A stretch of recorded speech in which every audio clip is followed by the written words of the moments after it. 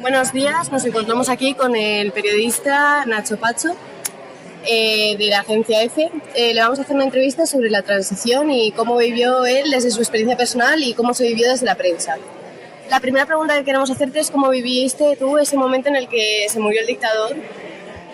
Pues yo en esa época la verdad es que era un niño, no tenía muchos años, pero recuerdo perfectamente, nítidamente, el día que se murió Franco. Después de una larga agonía, primero en el Pardo y luego en el Hospital de la Paz, se murió de madrugada. Entonces mi madre entró en la habitación, yo dormía con mi hermana y mi hermano, y nosotros pensábamos que nos estaba despertando para ir al colegio.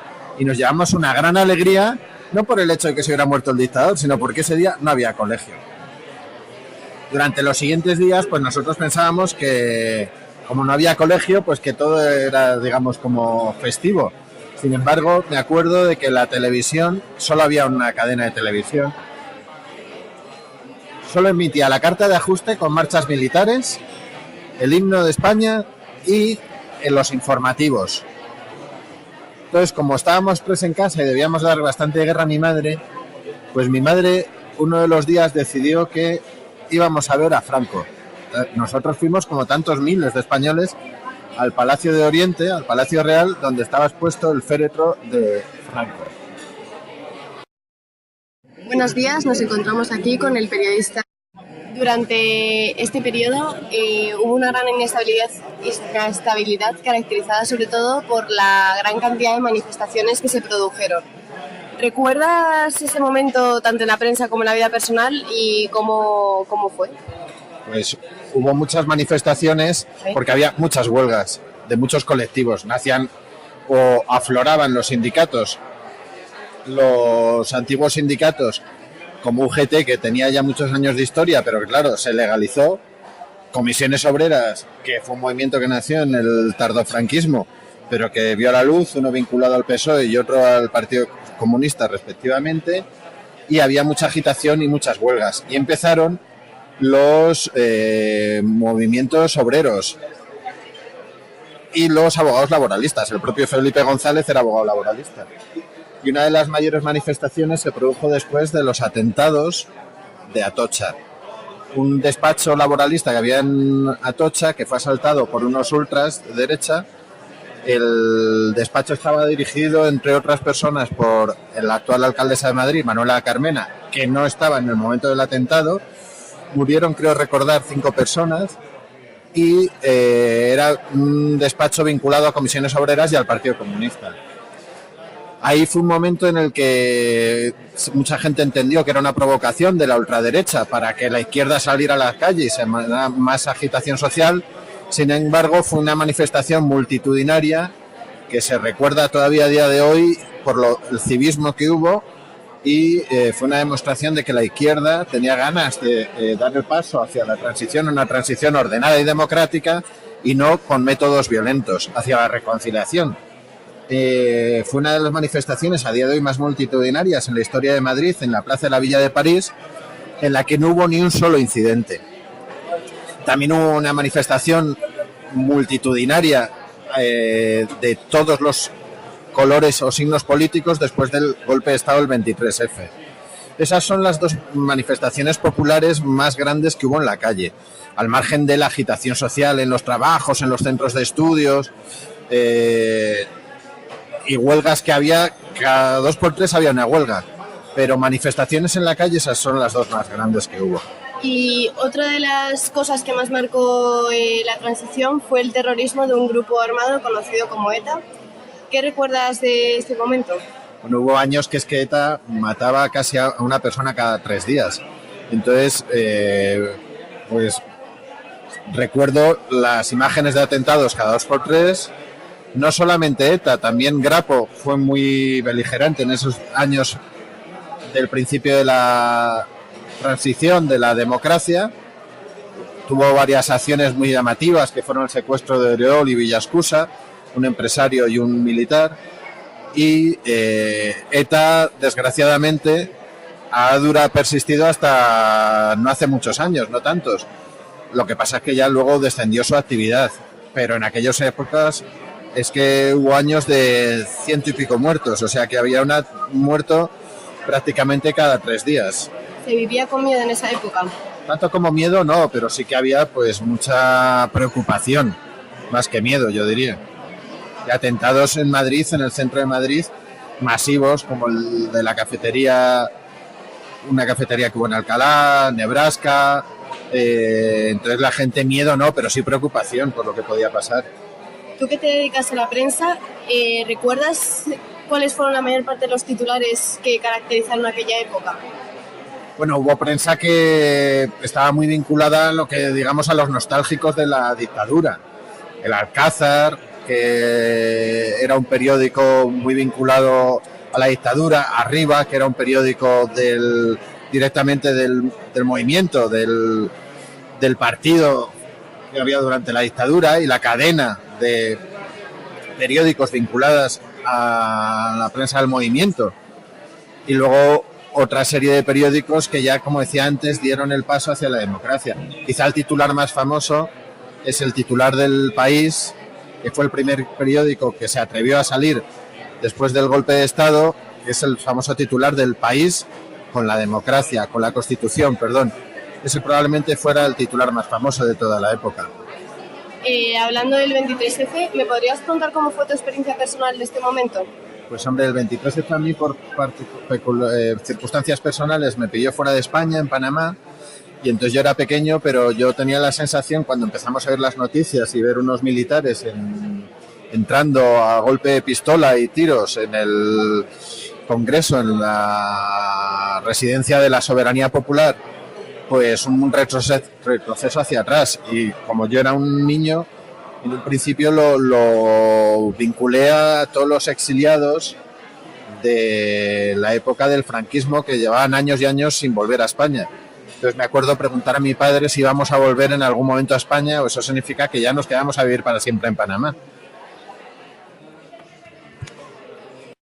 Vale, continuando, ¿qué recuerdas que se diferenció desde la muerte de Franco en continuación? No hubo un cambio abrupto de que un día te ibas a la cama y al día siguiente España era diferente, pero obviamente fue un periodo en el que España dio un salto exponencial en cuanto a libertades, sobre todo pues libertad de prensa, libertad de opinión, de manifestación, de reunión.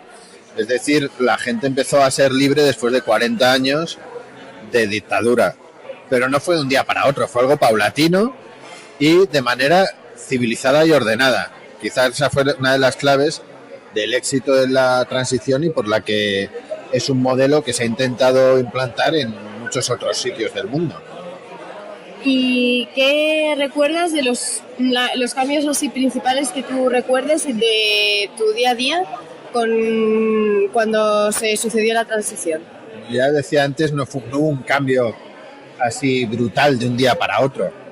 Sí recuerdo agitación, incertidumbre, preocupación, pero no hubo un cambio, y yo al ser un niño tampoco tuve un cambio radical de un día para otro.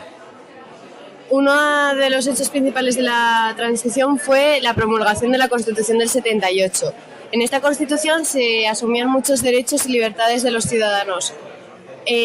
¿Cómo viste que afectaran esta promulgación de esta carta otorgada? Bueno, en primer lugar, recuerdo perfectamente el periodo de preelectoral antes de la aprobación, el 6 de diciembre del 78, de la Constitución. Es más, recuerdo incluso la negociación de la propia Constitución, porque a pesar de que yo era pequeño, a mí me gustaba oír lo que decían la gente adulta, y durante muchos meses se estuvo negociando la Constitución, algo que la inmensa mayoría de la gente no sabía lo que era, ¿no? Y recuerdo finalmente las semanas previas a ese referéndum, porque aunque la Constitución se aprobó por un amplio grado de votantes, sí que había muchos grupos, muchos pequeños, que se oponían a la aprobación de la Constitución. Entonces me acuerdo de ver muchísima propaganda electoral, carteles por las calles, y me acuerdo del día que se aprobó nítida y perfectamente la Constitución. Y de ver los folletos, cómo se daban libritos, que a día de hoy todavía se encuentran con la Constitución impresa, porque hubo que hacer mucha didáctica y explicar a la gente lo que era una Constitución y los beneficios y obligaciones también que tenía el hecho de darnos todos los españoles una Constitución. Dentro de este periodo se catalogó una gran cantidad de revueltas, manifestaciones y demás que trajo mucha inestabilidad tanto política como social. ¿Recuerdas cómo fue reflejada tanto en tu vida como en la prensa? Hubo mucha inestabilidad, hubo muchas huelgas. Al haber libertad, pues ya los trabajadores se sentían con capacidad para reclamar derechos, subidas salariales. La inflación era muy grande, con lo cual las subidas salariales nunca eran suficientes. Empezó a existir el problema del paro, todo eso se juntaba con una crisis por los combustibles fósiles, la primera crisis del petróleo y sus consecuencias. Y entonces hubo mucha agitación en la calle de revuelta ligada a movimientos laborales. Los sindicatos se legalizaron al margen de los partidos políticos. Los dos grandes, uno había estado en el exilio y en la clandestinidad y otro de la clandestinidad, que era Comisión Obreras, el primero UGT, se legalizaron. Y las dos grandes manifestaciones, desde mi punto de vista, que hubo en la calle, ambas muy civilizadas y cívicas, fue la del entierro y la posterior manifestación de los abogados laboralistas de Atocha, un despacho que había en la calle Atocha, que estaba liderado, entre otros, por la actual alcaldesa Manuela Carmena, que ya no estaba allí. Y en la plaza de la Villa de París o en su entorno se congregaron miles de madrileños españoles, que a día de hoy probablemente sea una de las manifestaciones más grandes que se ha registrado en Madrid, y no hubo ni un solo incidente, que en parte era lo que los asesinos buscaban, una reacción de la izquierda en contra de la dictadura, pero no se produjo. Y otra manifestación muy grande, muy cívica y ordenada fue la posterior al intento de golpe de Estado del 23 de febrero. ¿Tú cómo ves la diferencia entre la España de la transición y la España actual, tanto desde el punto de vista personal como desde la prensa, de la política, etcétera? Yo creo que no se puede comparar la España de hace 35 o 40 años con la España de hoy en día. El salto que ha dado España a nivel internacional de económico, quien lo niegue es que está negando o no quiere ver la realidad. Se produjo la incorporación de España al mundo occidental, a la OTAN después de un referéndum, a Europa, a la Comunidad Europea, y España ha pasado a incorporarse al tren de la historia, digamos. Sí que, sin embargo, sí que hay algo diferencial ahora, pero que es preocupante, es que ni en aquellos años la extrema derecha tuvo una representación parlamentaria grande. Fuerza Nueva era un partido ligado al antiguo régimen, pero que tuvo muy poca representatividad, y sin embargo hoy en día, por los resultados de las elecciones andaluzas o lo que dicen los sondeos, pues volvemos a ver el resurgir de la extrema derecha en España. Pues muchas gracias. Buenas tardes, estamos con José Luis Guzmán, periodista y actual consultor en una agencia de comunicación llamada DEDA La Comunicación, y vamos a proceder a realizarle unas preguntas sobre la transición y cómo vivió él esa época. Desde la calle, ¿cómo se vivió la muerte del dictador? Yo en ese momento tenía 10 años. Como un niño, pues lo viví con mucha expectación y con mucha incertidumbre.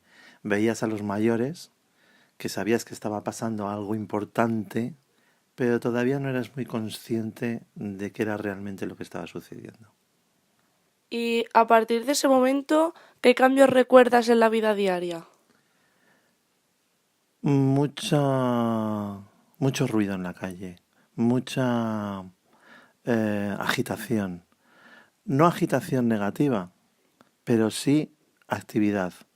La gente se movía, salía, se expresaba. Era una explosión de ganas de decir cosas. Todavía no se podían decir muchas cosas, pero se detectaba ya que la gente en la calle tenía muchas ganas de decir cosas. ¿Hubo mucha diferencia entre el periodo previo y el nuevo? Sí. Mira, te pongo un ejemplo. Yo, como te he dicho, estaba en el colegio entonces, y antes de la muerte de Franco, a un profesor te podía castigar perfectamente dándote golpes en la mano con una vara. Y después de la muerte de Franco, ese tipo de actitudes de los profesores empezaron a corregirse muy rápidamente. Vale. Uno de los hitos más grandes que se produjeron como forma de establecer este régimen democrático fue la promulgación de una constitución. ¿Cómo recuerdas ese día? Como una explosión de alegría en la calle. ¿Qué cambios trajo consigo esta nueva carta?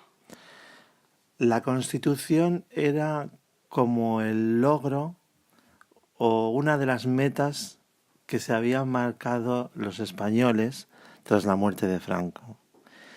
Como he dicho al principio, había muchas ganas de decir cosas y la Constitución empezaba a decirlas en representación de todos los ciudadanos. La mejor demostración de que los ciudadanos se sentían identificados con esa Constitución es el alto porcentaje de participación que hubo en el referéndum para la reforma política. Y uno de los hechos que más caracterizan este periodo fue la inestabilidad, tanto política como social, con mucha cantidad de manifestaciones. Por ejemplo, ¿cómo viviste esa etapa? Tienes que tener en cuenta que cuando se produjo el cambio, la muerte de Franco y los años que vinieron después, la ley de reforma política en el año 76, un año después de la muerte de Franco, el referéndum, la Constitución,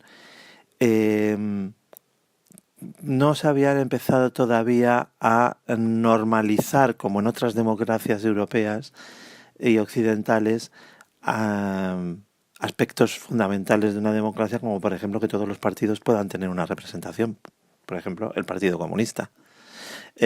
Claro, ante la duda de que esto no fuese más que una continuación del régimen franquista, pero con la cara lavada, había muchas manifestaciones. Yo creo que ahí los líderes políticos, sobre todo los líderes políticos de la izquierda, hicieron un papel muy importante, pero también los líderes políticos de la derecha. Había una derecha moderada y una parte del régimen que entendió que el régimen se había acabado, el régimen franquista se había acabado, y que había que evolucionar hacia otras formas más modernas. Y la combinación de políticos de derecha moderados que entendieron la necesidad del cambio y políticos de izquierda que no se radicalizaron permitieron que esa agitación en la calle, de las derechas extremas por un lado, de los sindicatos por otro, etcétera, se pudieran encauzar y permitir que se llegase con el proceso de reforma y con la transición a buen puerto. Creo que en el momento en que España celebró, después de varias elecciones, llegó al gobierno un partido de izquierda moderada, entonces aquello era una socialdemocracia, el Partido Socialista Obrero Español de entonces. Creo que se culminó el proceso de transición, porque la Constitución y la democracia española demostraron que tenían la fortaleza suficiente como para aguantar todo el proceso. Vale. Y tú, como en esa época, como futuro periodista y ahora con tu experiencia en la prensa de la época, ¿cómo se vivieron estos años de apertura? Pues con mucha libertad. Con mucha libertad. Visto desde la óptica del tiempo, se puede afirmar que en los últimos años hemos vivido una regresión. Yo recuerdo perfectamente en mis años de pubertad y de juventud toda la libertad que se podía respirar y vivir en una ciudad como Madrid, con movimientos culturales como la famosa movida madrileña, y cómo políticos de aspecto y de discurso antiguo, como por ejemplo el profesor Tino Galván, en su momento alcalde de Madrid, eran capaces de empatizar con esos movimientos vanguardistas o movimientos contemporáneos, tribus callejeras, músicas, expresiones, estéticas, modas. Creo que son la demostración de que entonces había mucha libertad, y hoy, viendo cómo es posible mandar a un cómico a la cárcel por hacer un gag humorístico de dudoso gusto para mí, como es limpiarse las narices con una bandera, puede ir a un tribunal. Bueno, como ya sabes, hubo un episodio trascendental que hizo que se desestabilizara el nuevo régimen democrático, el 23F. ¿Cómo se vivió esto en tu familia y cuáles fueron los mayores miedos que viviste? Yo creo que no se desestabilizó. Realmente lo que consiguió finalmente el 23 de febrero, el golpe del 23 de febrero, fue fortalecer la democracia y el sistema democrático.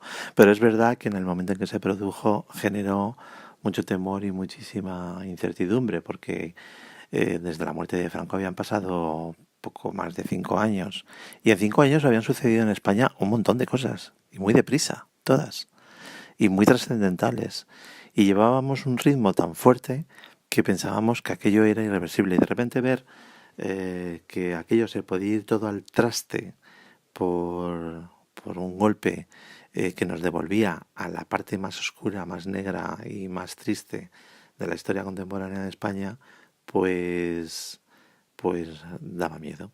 Para las personas que vivíamos en familias que creían en la transformación, desde un ámbito moderado político, no desde un ámbito radical ni de extrema izquierda, no, que creían verdaderamente en la transformación de España y en la modernización de España y en las oportunidades que aquello nos daban los españoles, pues ver a unos guardias civiles entrando en el Congreso pegando tiros nos produjo mucho miedo. Fue una noche de mucha incertidumbre.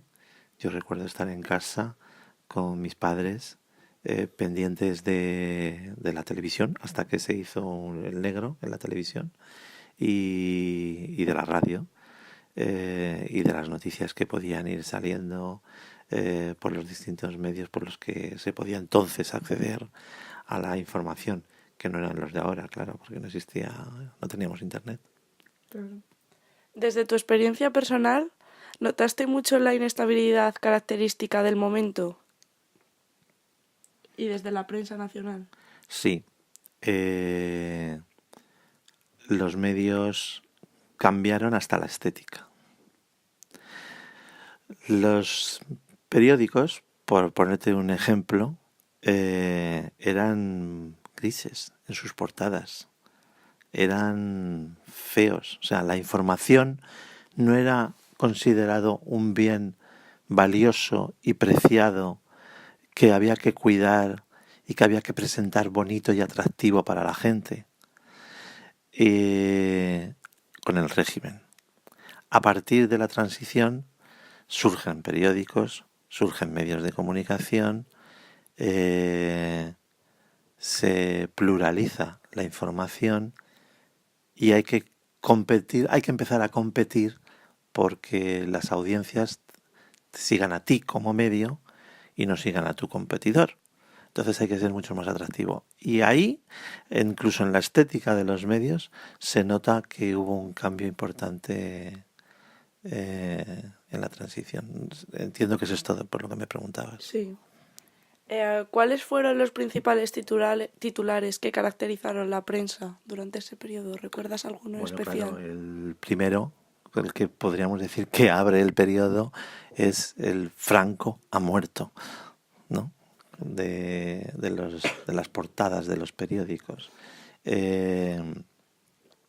Otro muy importante es cuando los españoles votan la Constitución como consecuencia de algo que sucedió antes y que creo que se estudia poco en los colegios y en los institutos, que es cómo un rey, designado rey por un dictador, con la idea de que continuase su tarea como dictador pero con forma de monarca, le da la vuelta a la tortilla, por decirlo de una forma coloquial, y hace que con políticos de dentro del régimen, y aquí creo que hay que recordar la figura de una persona muy importante que es Torcuato Fernando de Miranda, un falangista, que es el que redactó para el rey la ley de reforma política. Y con esa ley de reforma política es esa famosa expresión que ya se ha hecho famosa de que las cortes franquistas se hicieron el harakiri, o sea, votaron su disolución y el final del régimen. Me parece una jugada maestra de personas brillantes e inteligentes como Torcuato Fernández Miranda, que pudo ser presidente del gobierno, que tuvo un papel muy relevante en el gobierno de los gobiernos de Franco, en los últimos gobiernos de Franco, y que jugó un papel fundamental para que los españoles hoy podamos tener democracia. Y finalmente, para concluir, después de todo, ¿cuáles son las diferencias que observas de la España de la transición con la España actual? Diferencias. La España de la transición creo que lo hemos comentado antes. Me parece que era una España muy libre, muy creativa, muy espontánea. Vivíamos la libertad, estrenábamos la libertad. Estábamos estrenando los zapatos. Ahora digamos que los zapatos se nos han hecho un poco viejos y no sabemos cómo cambiarlos. Yo creo que la principal diferencia que veo es que los políticos que gobiernan en el momento actual, de todos los partidos, no estoy hablando de los que gobiernan en la fecha en la que estamos, sino de los políticos que nos gobiernan en general, sean de unos partidos u otros, no tienen la altura de miras que tenían entonces. Y esto hace que exista un grave problema. Lo estamos viendo con el caso de Cataluña. Muchas gracias.